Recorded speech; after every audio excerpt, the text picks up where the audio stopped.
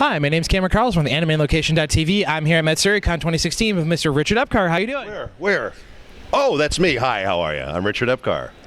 Alrighty, so it's been 4 years since the last time we got to see you. It was at A&G Ohio 2011. How have you been? Oh my God, 4 years. It went like that. It really did, didn't it? Yeah. Sorry, A&G 2012. Yeah, it goes quickly. Alrighty. Very quickly. So you were part of the Kingdom Hearts family. Kingdom Hearts, and Xehanort. So what's it like being part of that and having one of your fellow evildoers here, Mr. Paul St. Peter, here at Matsuricon with you? That rat bastard. Actually, it's wonderful. I have to say, the Kingdom Hearts fans are the greatest fans in the world. They really are. They're amazing. They're just so supportive and so wonderful, and they're just the greatest. And they just shower me with love wherever I go. So I really love it. So it's great. It's great to be part of the show. I call everything a show. They go, it's not a show, it's a game, but I call everything that I do a show. So don't get upset. But it's great. It's a great title, and everyone's looking forward to Kingdom Hearts 3. And I don't know when it is. Everyone keeps writing me and tweeting me and texting me, and I have no idea when 3's coming out. Hopefully soon. Alrighty, we look forward to it. So, since the last time we got to talk, you're now part of the JoJo's Bizarre Adventure. What's it like being part of that crazy show? Oh my God, what the hell? It's pretty fun. I got to say the fans for that show are pretty amazing too. They love that show, and it's a great show, and he's a perfect fit for me. That character, it's great. You just ask my wife; she'll tell you I'm exactly like that guy. So so it worked out really well. Alrighty, and what most people don't know is that you have done some soap operas as an on-screen actor for television. What's it like doing that? I mean, we get to talk to a lot of our fellow actors like DC Douglas and some of our other people that have been on television, but we don't really hear too much about it. So soap opera acting, is it still on television screen acting, or has it kind of got a different flair to it? Well, the soaps have a little bit of a different style to them. They're a little, it's a little heightened reality. It's not really true to life. They're kind of silly, but I loved my time on the soaps. I was on Days of Our Lives for a long time. I was on Young and the Restless. I was on General Hospital. And a bunch more that Santa Barbara was a big one I was on for a long time. But they're really a lot of fun, and I enjoyed it a lot. I had a great time doing them. It's hard to believe they cast me as a villain in all those shows. But, go figure. But, it was just great. I had a great time, and I met some wonderful people. And the thing about the soaps is you learn like 20 to 30 pages of dialogue a day on those shows. I mean, there's a lot of stuff to learn, and it was always kind of cracked me up because I did other television as well and movies and all that stuff. And you'll do a TV show and you'll have like 1 or 2 lines and they'll give you like a guest star billing or something like that, And then you go to the soap and you do like 20 pages of dialogue, and you're just a regular character. So.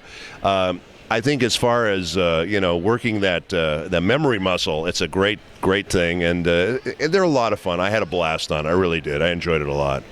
Awesome. That was actually fun to hear about. Thank you for asking me that, because I appreciate that. I still do on-camera stuff from time to time. In fact, I've got a movie coming out called Broken Spirits. Yep. I play a shady shaman in that, and represents the earth. The earth. That's it's a lot of it's actually fire represents fire.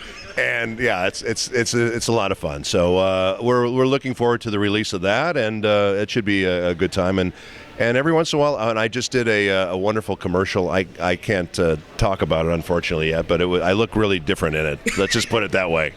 But so I'm still doing the on-camera stuff, but the voice stuff is what I'm known for internationally, and it's been great. We've been able to travel all over the world to meet the fans and see people. It's been wonderful, really has. Alrighty, and since the last time we spoke, you'd been in a Batman game of Arkham Origins. What was it like to be part of that? And did you give Mr. Troy Baker any input on how to become the Joker?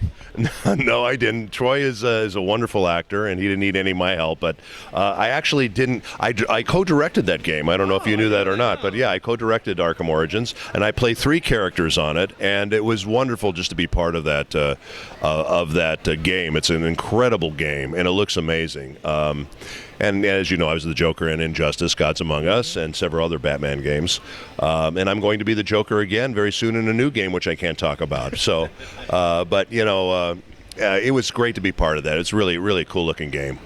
Alrighty, and I really enjoy your representation and interpretation of the joke. I really, truly enjoy it, especially you having your heart ripped out. Yes. I have many times in my life had my heart ripped out, so I could use memory recall for that one. And I have to say something about that, as long as you ask me about that, because people always ask me, about Mark Hamill, who's, the most famous for doing the Joker. And when I first did the Joker in Mortal Kombat versus DC Universe, people accused me of trying to sound like him, which I thought was funny, because to this day, and this is true, I've never heard Mark's Joker. Really? That's really true. I've never, and I intentionally don't want to hear his Joker. I'm sure he's wonderful, and I know the fans love him. And I'm sure he's great, but I don't want to have his voice in my head. And also, I'm not the kind of actor who I'm not going to be an actor playing a character. I'm going to be an actor playing the character. So the Joker that I've come up with is here's the Joker. Speaking of the devil. Hi, Joker. How are you? I'm the voice of the Joker in several Batman games. He doesn't care. Anyway, I came up with the character the way I thought he would sound and behave. So he's a wonderful, iconic character, and I'm very honored to have played him several times, and hopefully I'll get to play him a lot more times in the future. And I'm also playing Commissioner Gordon in a new series of Batman films called Batman Unlimited. So I'm good and I'm bad. I don't know what the hell I am. You're neutral. I'm whatever they pay me to be. You're chaotic neutral. Horror. That's what it basically is. So. Yeah, you're what we call in the D&D world chaotic neutral. Yes. All right. So you're also in the great video game Mortal Kombat X as one of the defenders of the Earth Realm. What's it like to play a Thunder God? It's wonderful. It's wonderful. Raiden is one of my favorite characters that I play, and it's kind of I can wash out the bad taste of the Joker when I do Raiden, because the Joker is a despicable character, whereas Raiden is a very honorable character, and he's a tremendously wonderful character and heroic character, and I love playing him. He's just a great character, and I'm so honored to be playing him as well. And we did Mortal Kombat X, which was great, and we've done him a few times, and I'm going to be doing him in the future as well. So he's a great character. I love playing him. Yeah. Yeah, whenever I watch stuff online, I'm like, I know who that guy is. It's awesome. It's Richard. Yeah, all right. So since last time we also got to talk, you were in Legend of Korra. Yes. What's it like to be in that show, and also considering how progressive it was, considering that it was two bi characters as the leads in the show? And I mean, that was groundbreaking, considering we're still talking about that as groundbreaking, considering it's television. And again, it was meant more for teenagers. So how's it like to be in a very progressively moving forward social show? Well, that was an amazing show to be part of. I got to say, I love being part of that show. The writers and producers were brilliant, and they created an incredible show. And I have to say, it was unusual because we got to record the show much like a radio play, in that we had all the actors there, and we could act off of the other actors, whereas usually you go in and you record one character at a time, so you don't get to work off of the other actors. This way, we got to play with everyone in the show, and we had J.K. Simmons, and we had Janet Varney, and we had David Faustino, and we had Mindy Sterling. We had a wonderful cast that were just.